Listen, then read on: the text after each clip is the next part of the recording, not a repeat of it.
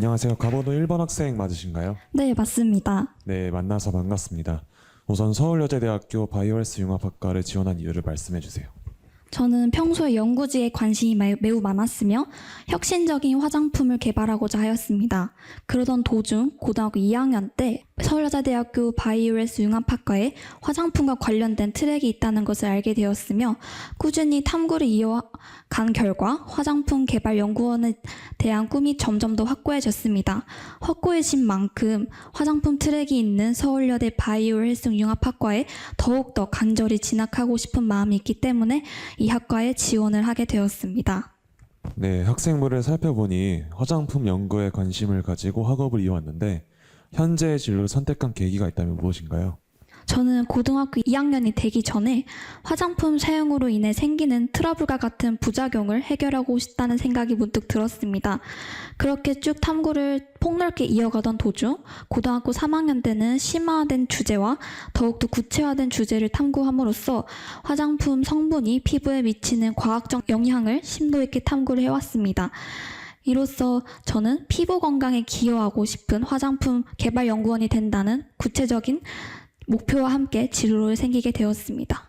네, 본인이 이와 관련하여 지속적으로 노력해왔던 것이 있다면 무엇이 있나요? 앞서 제가 고등학교 3학년 때 구체적인 진로와 목표를 정했다고 했는데요. 그것이 바로 기능성 화장품이었습니다.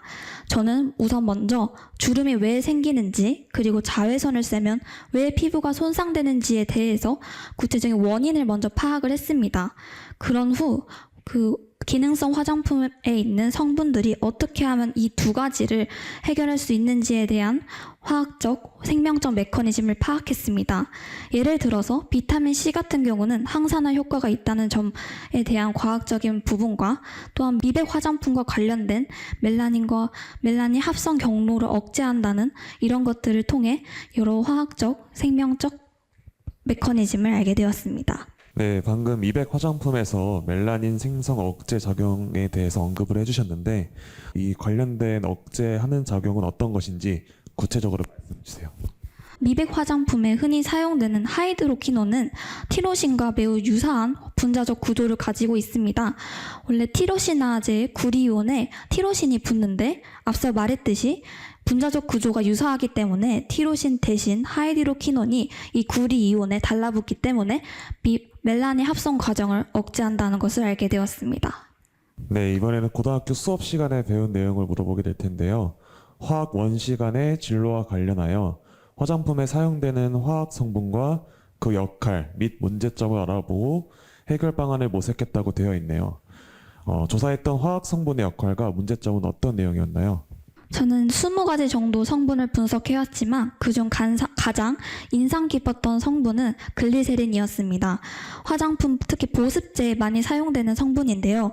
하지만 글리세린을 피부에 도포 시 외부 환경이 매우 건조하게 되면 피부 안에 있는 수분을 오히려 끌어내어서 피부가 건조해진다는 점을 알게 되었습니다.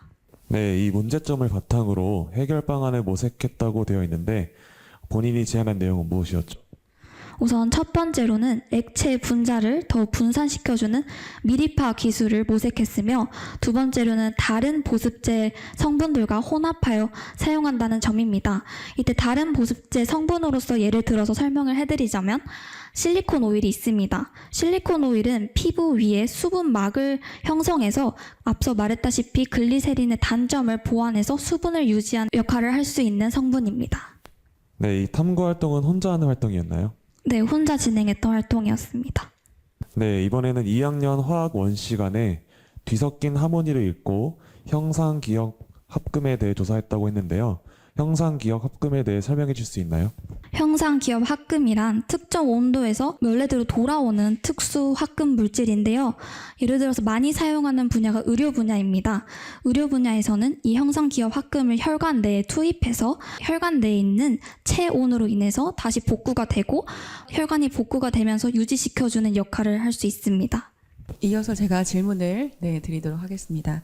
우리 가번 1번 학생이 생명과학 원시간에 심화활동으로 생명과학 포커스를 읽고 비특이적 면역 반응의 메커니즘과 효과적인 세포 상호작용에 대해서 탐구하고 보고서를 작성했다고 되어 있어요. 네, 작성한 내용은 무엇인지 좀 구체적으로 설명해 주실래요? 우선 비특이적 면역에서 대식세포, 비만세포의 이런 여러 가지 면역세포에 대한 역할들을 조사를 했으며 또한 히스타민과 같이 신호 전달 물질에 대해서도 과정을 정리를 했습니다.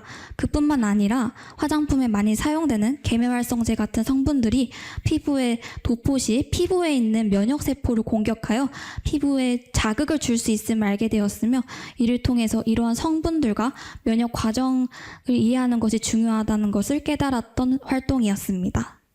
그러면 근본적으로 비특이적 면역 반응이 무엇이고 그리고 본인이 그 구체적인 예를 하나 들어서 설명을 해볼까요? 우선 비특이적 면역이란 특정 항원에 관계없이 무조건 선천적으로 즉각 반응을 하는 면역 반응입니다. 예를 들어서 설명을 해드리자면 제가 화장품과 관련해서 비특이적 면역을 앞서 보고서에 작성했다고 말씀을 드렸는데요. 피부로 예를 들자면 피부의 산성 pH는 세균이 증식을 억제할 수 있도록 할 수 있는 비특이적 면역 반응입니다. 그러면 비특이적 면역 반응이라고 하면 또 특이적 면역 반응이 있을 거잖아요. 그럼 이 두 개는 어떤 차이가 있을까요? 우선 비특이적 면역 반응 같은 경우 앞서 말씀드렸다시피 항원 구분 없이 즉각적이게 반응이 일어나는 면역 반응입니다. 이와 반대로 특이적 면역 반응은 특정 항원에만 반응을 하며 첫 번째 감염 시에는 기억세포가 형성이 되며 또 2차 재감염이 있을 때는 이 기억세포로 인해 1차보다는 훨씬 더 빠르고 강하게 면역 반응이 일어나는 게 특징입니다. 네, 그러면 이런 보고서에 적은 내용 중에 이런 면역 체계에 관련된 내용이었잖아요. 면역 체계를 이해하는 것이 실제로 본인이 원하는 화장품 개발에 어떻게 도움이 될 수 있다고 생각할까요? 우선 앞서 말씀드렸다시피 비특이적 면역을 이해하게 되면 화장품에 도포했을 때 생기는 피부 자극이라든지 이런 것들을 좀 더 줄일 수 있고 그리고 과학적으로 검증을 비특이적 면역 반응을 통해서 할 수 있기 때문에 더욱더 화장품 개발할 때는 이러한 면역 체계를 이해하는 게 꼭 필요하다고 생각을 했습니다. 보니까 3년간 정말 다양한 임원 활동을 해왔더라고요. 그래서 특히 2학년 과학 동아리 부장으로 다양한 실험, 그다음에 활동을 진행했었는데 가장 기억에 남는 활동이 있다면 무엇일까요? 가장 기억에 남는 활동은 학교 축제 때 오징어 게임을 테마로 한 과학 체험 부스를 했던 기억이었습니다. 처음으로 제가 큰 프로젝트를 맡았던 기억이기도 하고 크게 4가지 체험 부스를 열었는데요. 물리, 화학, 생명, 지구과학 이 4분야를 쉽고 재미있게 누구나 즐길 수 있는 체험 부스를 만들었습니다. 실제로도 과학을 별로 안 좋아하는 친구들이나 문과 쪽 학생들까지 즐김으로써 굉장히 다양한 친구들이 과학을 즐길 수 있게 만들었기 때문에 매우 뿌듯함을 느끼던 활동이었습니다. 재밌었을 것 같은데요. 네, 맞아요. 네. 동아리 이제 기장으로 본인이 활동하면서 본인이 구체적으로 했던 역할이 있다면 무엇일까요? 우선 첫 번째로는 초반에 1년치 실험 계획을 부원들과 같이 협력하여 계획을 세웠습니다. 그뿐만 아니라 실험 시작 전에 준비물이 필요합니다. 이런 필요한 준비물들을 미리 사전에 점검하고 사야 할 것들은 리스트에 만들어서 선생님께 전달하는 등 실험 전 과정에도 준비를 매우 했으며 그리고 실험 자료도 제작을 직접 했으며 또한 실험 때 모든 부원들이 이 실험을 다 완벽하게 알지 못하기 때문에 미리 사전에 학습을 하고 실제 실험 당일날에 어려움이 생기거나 문제가 생길 때 즉각적으로 실험에 차질 없이 할 수 있도록 도움을 줬습니다. 그리고 부장이다 보니까 전반적인 동아리 모든 활동이라든지 책임을 졌습니다. 여러 리더십 활동을 통해서 이제 본인이 생각하기에 스스로 성장한 점이 있다면 뭐라고 생각하나요? 일단 1, 2, 3학년 내내 학급회장을 함으로써 친구들과도 매우 의사소통을 많이 할 수 있었고 그뿐만 아니라 학교 선생님들과도 의사소통할 수 있는 기회가 많았습니다. 이렇다 보니까 연령층이 매우 다양했고 그리고 한 명 한 명 다 개개인 특성이 다르기 때문에 다양한 사람들과 커뮤니케이션 할 수 있는 소통 능력이 발전된 것 같습니다. 그리고 3년 내내 아까 말했다시피 학급회장뿐만 아니라 동아리 부장이라든지 여러 일을 하면서 어떻게 하면 효율적으로 업무를 할 수 있을지, 그리고 어떻게 하면 친구들에게 회장으로서 신뢰를 얻을 수 있을지에 대해 혼자 습득을 했으며 전반적인 책임감을 스스로 기를 수 있었던 것 같습니다. 마지막으로 면접을 마무리해 보려고 하는데요. 마지막 하고 싶은 말이 있으면 간략하게 해보고 네, 면접 마무리하도록 하겠습니다. 서울여대 바이오 헬스융합학과에 진학을 하게 되면 서울여대의 인재 양성 목표인 우리와 나가 행복하게 화합을 이룰 수 있는 플러스 인재가 되도록 노력하겠습니다.